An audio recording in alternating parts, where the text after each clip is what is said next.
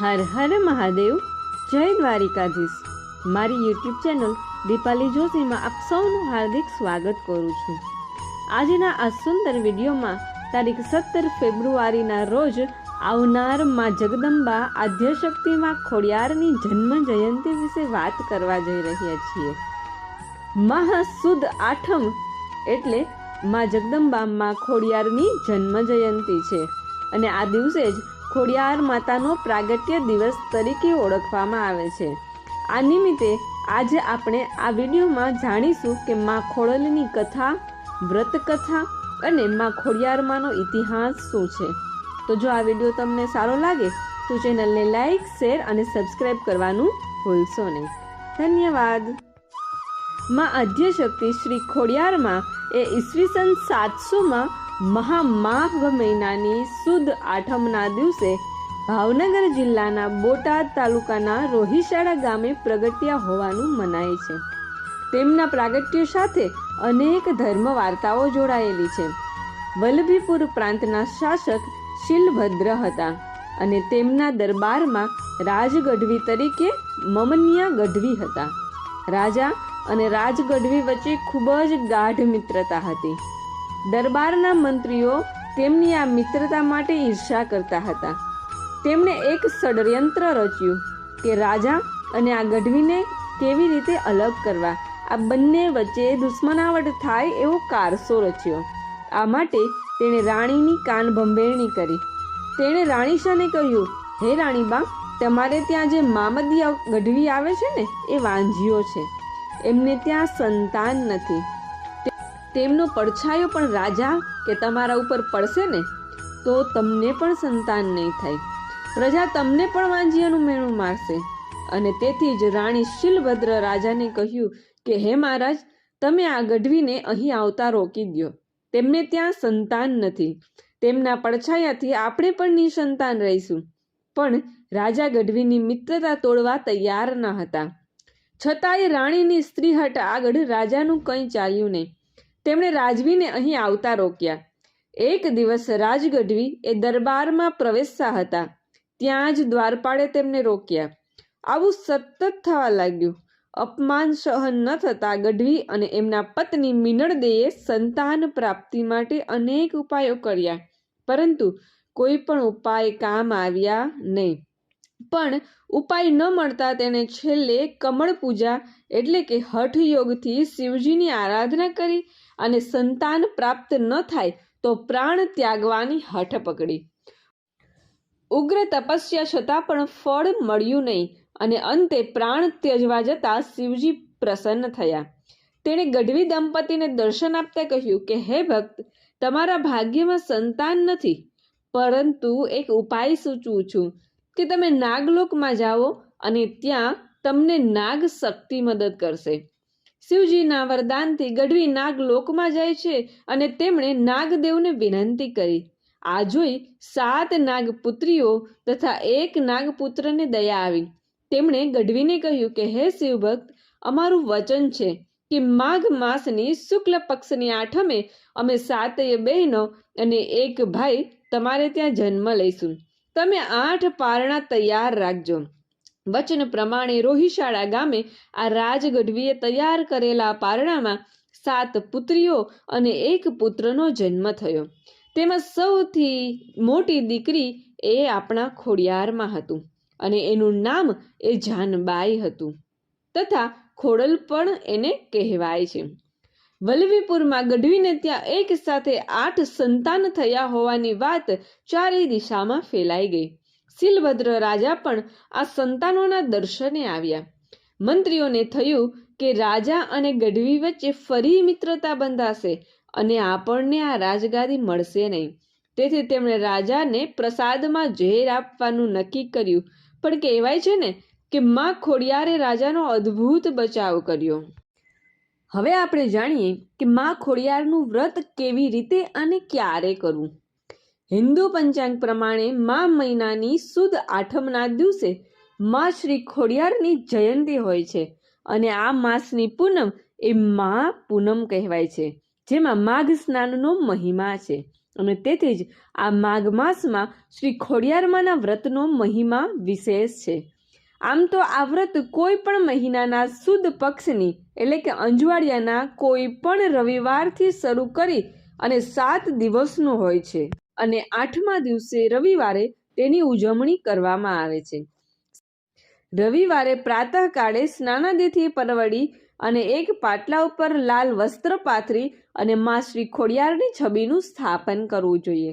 માં ખોડિયારને 7 બહેનો હતી, તેથી 7 દીવા, 7 અગરબત્તી તથા 7 પુષ્પોથી સર્વેની પૂજા કરવી જોઈએ અને ત્યારબાદ વાર્તા સાંભળવી અથવા તો વાંચવી જોઈએ. ત્યારબાદ આરતી અને થાળ કરવો જોઈએ. શ્રી ખોડિયારમાંની સ્તુતિ કરવી, બધાને પ્રસાદ આપી અને ઉપવાસ અથવા તો એકટાણું કરવું. આ પ્રમાણે 7 દિવસ સુધી વ્રત ધારણ કરવું, વ્રતની સાથે નિત્ય કર્મમાં પ્રવેશ રહેવું. આ પ્રમાણે 7 દિવસ સુધી વ્રત ધારણ કરવું, વ્રતની સાથે નિત્ય કર્મમાં પ્રવૃત્ત રહેવું. વિદ્યાભ્યાસ, નોકરી, ધંધા તથા સામાજિક કાર્યમાં વ્યસ્ત રહેવું. 8મા દિવસે રવિવારે આ વ્રતની ઉજવણી કરવી. સવાશેર લોટની લાપસી રાંધવી. આ પ્રસાદમાં ખોડિયારને ધરાવી અને 7 વ્યક્તિ એટલે કે પુરુષ, સ્ત્રી, કુંવારી કન્યા કે બાળક કોઈ પણને લાપસીનો પ્રસાદ આપવો. માં ખોડિયાર એ આદ્ય શક્તિનું જ એક સ્વરૂપ છે અને આ વ્રતથી મનોકામના પૂર્ણ થાય છે. એક નગરમાં જ્ઞાની પંડિત હતા. પંડિત પર લક્ષ્મીજીની કૃપા હતી. તેમની પાસે વિશાળ હવેલી હતી. તે સર્વ વાતે સુખી હતા, પણ તેમને એક વાતનું દુઃખ હતું. ભાગ્યવશ તેમની પત્ની શ્યામા એ સાવ અભણ અને વર્ણે કાળી હતી. વાસ્તવમાં પંડિતને અભણ અને કદરૂપી પત્નીથી શરમ આવતી. શ્યામાને હવેલીની બહાર જવાની છૂટ પણ અપાતી ન હતી. એક દિવસ હવેલીમાં એક દાસીએ માં ખોડિયારનું વ્રત લીધું હતું. વ્રતના 7 દિવસ પૂર્ણ થયા પછી 8મા દિવસે તેને ઉજવણું કર્યું. વ્રતના નિયમ પ્રમાણે 7 વ્યક્તિને લાપસીનો પ્રસાદ આપવો પડે. તે દિવસે હવેલીમાં 6 જણા જ હાજર હતા, એટલે દાસીએ ન છૂટકે શ્યામાને પણ આમંત્રણ આપ્યું. શ્યામા હરખાતી માં શ્રી ખોડિયારના વ્રતનો પ્રસાદ લે છે. તેણે દાસી પાસેથી વ્રત તથા વ્રતની વિધિ અને વ્રતની વાર્તા સાંભળી. જેણે વ્રત કર્યું હતું તે દાસીએ સાહસ કરીને શ્યામાને વ્રત કરવા પ્રોત્સાહન આપ્યું અને જ્યારે અન્ય દાસીઓએ તો મોં મચકોડ્યું. શ્યામાએ હરખાતા હૈયે ચંદ્રના અંજવાળે એક રવિવારે વ્રત શરૂ કર્યું. એક વખત માતાજી સમક્ષ તેમણે કહ્યું કે હે માં, મને માત્ર તારું નામ આવડે છે. અભણ તથા પતિના સુખથી વંચિત છું. જો મનથી મેં તારું સ્મરણ કર્યું હોય ને તો હે માં, મારા આંસુ લૂછવા જરૂર પધારજો. વ્રતના 7 દિવસ પૂરા થયા. શ્યામાએ 8મા દિવસે ઉજવણી કરી. રસોઈયાને વિનંતી કરી કે માનો પ્રસાદ તૈયાર કરો. તેમણે 7 દાસીઓને આ પ્રસાદ લેવા આમંત્રણ આપ્યું, પણ પંડિતની બીકથી એક પણ દાસી આવી નહીં. શ્યામાએ સૌને રડીને આજીજી કરી, પરંતુ કોઈ પણ માન્યું નહીં. શ્યામા અન્ય કોઈ સ્ત્રીઓ સાથે વાત કરે અથવા વ્યવહાર કરે તે પંડિતને ગમતું નહીં, પણ પેલી ભલી દાસીએ શ્યામાને આ પ્રસાદ એ હવેલીની બહાર જઈ અને 7 જણને વેચવાની સલાહ આપી. શ્યામાએ શ્રી ખોડિયારનું વ્રત પૂર્ણ કરતી ડરતી અને ફફડતી નગરમાં જવા તૈયાર થઈ. આ બાજુમાં ખોડિયારે બધી બહેનોને આજ્ઞા કરી કે ચાલો પૃથ્વી ઉપર, મારી એક ભક્તને ભીડ પડી છે અને સાથે એ જોગણીઓ ડોસી સ્વરૂપે પંડિતની હવેલીના દ્વારે આવી અને ઊભી અને વ્રત ઉજવવા માટે તે પ્રસાદીનો થાળ લઈ અને હવેલીની બહાર પગ મૂકે છે. તેણે ડોશીઓને કહ્યું, માતાઓ પ્રસાદ લેશો? ડોશીઓએ કહ્યું, હા દીકરી, અમારો પ્રસાદ છે, અમે તો લઈએ જ ને. શ્યામાએ પ્રસાદ વેચવાનું શરૂ કર્યું. ત્યાં તો તેનો પતિ પંડિત આવી ચડ્યો. તેણે આ દ્રશ્ય નિહાળી અને ક્રોધથી ત્રાળ પાડી. શું છે આ બધું? આ ગંધાતી ડોશીઓ કોણ છે? બિચારી શ્યામા તો હેબતાઈ ગઈ. મોંમાંથી એક પણ શબ્દ બોલી શકી નહીં. અને ત્યારે માં ખોડિયાર બોલ્યા, દીકરા, આ તો પ્રસાદ છે, લે, તું પણ લે, પાવન થઈ જઈશ. પણ પંડિત તો અહંકારથી ભરેલો હતો. તેણે માનો પ્રસાદ ફેંકી દીધો. ધૂળમાંથી માએ આ પ્રસાદ હાથમાં લીધો અને કહ્યું, દીકરા, અભિમાન તો રાજા રાવણનું પણ રહ્યું નથી. આજ તું જે જ્ઞાનનો ગર્વ કરે છે તે જ્ઞાન જ એક દિવસ તારા ગળાનો ગાળિયો બની જશે. મારા વેણ યાદ રાખજે. ખરા સમયે મારી બહેન સરસ્વતી તારો સાથ છોડી દેશે. શ્યામા તો રડતી રડતી હવેલીમાં ચાલી ગઈ. સમય વીતતા પંડિત આ વાત ભૂલી ગયો અને એક વેળાએ રાજા પાસે કાશીનો એક પંડિત આવ્યો. એણે આવીને રાજા પાસે શરત મૂકી કે મારી સાથે શાસ્ત્રાર્થ કરો અને હારી જાઓ તો સોનાના પતરા પર મને મારા વિજયનું પ્રમાણપત્ર લખી આપો. આ શરતનો પડકાર પંડિતે સ્વીકાર્યો. પંડિતે કહ્યું કે જો કાશીના પંડિત હારે તો આ પ્રમાણપત્ર મને મળે. સામે કાશીના પંડિતે પણ શરત મૂકી કે હે રાજા, તમારા આ પંડિત શાસ્ત્રાર્થમાં હારે તો તેમની તમામ સંપત્તિ, હવેલી, દાસ દાસી બધું મને સોંપી દેવાનું તથા તે જંગલમાં જઈ ઝૂંપડી બાંધી અને રહે. રાજાએ પંચ નિમ્યું. શાસ્ત્રાર્થ શરૂ થયો. 8 દિવસ શાસ્ત્રાર્થ ચાલ્યો. જ્ઞાનની રેલમ છેલમ થઈ. હવે શાસ્ત્રાર્થનો અંતિમ 9મો દિવસ આવ્યો.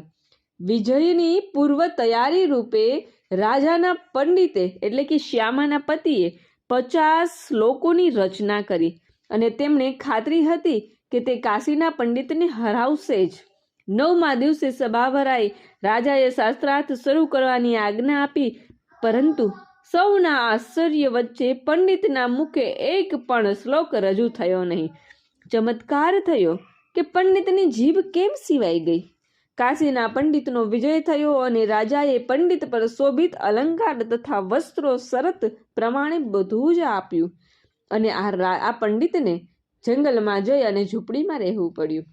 માત્ર એક પંચ્યું અને જનોએ સાથે પંડિતને જંગલમાં જવા ફરમાન કર્યું.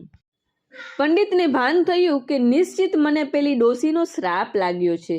તે આઘાતનો માર્યો જંગલમાં એક કૂવામાં પડવા જાય છે. ત્યાં તો પાછળથી અવાજ આવે છે, નાથ નાથ થોભો નાથ. પંડિતે પાછળ નજર ફેરવી જોયું. ત્યાં તો પત્ની શ્યામા હતી. શ્યામા બોલી, આ શું કરો છો તમે? તમે આત્મહત્યા કરો છો? તો તમને મારા સોગંદ છે.